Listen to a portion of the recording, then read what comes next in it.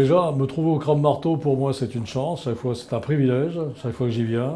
Donc, je m'y rends toujours avec bonheur, à l'invitation de mon ami Pierre Cosmao, qui est le fondateur du Crabe-Marteau, qui est le maître des lieux ici, et qui a l'art de rassembler autour de lui des Bretons de bonne compagnie. En plus, lorsque vous arrivez au Crabe-Marteau, la première chose que vous voyez, c'est une sorte de devise qui crée une responsabilité lorsque vous passez dessous, qui dit « Ici, vous êtes à Brest ».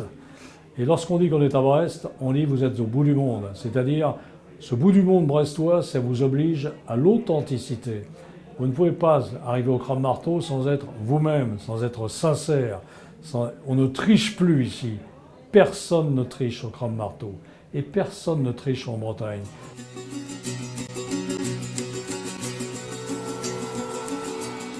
La Bretagne représente pour moi mon enfance, ma mémoire, mes aïeux, ma famille, une terre à la fois de souvenirs et d'avenir, parce que j'ai constamment l'impression, quand je suis en Bretagne, qu'elle va m'apporter la suite de mon être.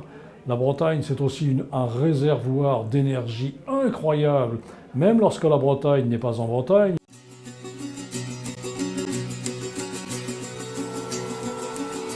Parce qu'à cette époque-là, mon père était encore vivant, c'était un grand écrivain breton qui s'adressait constamment à la Bretagne lorsqu'il écrivait ses romans.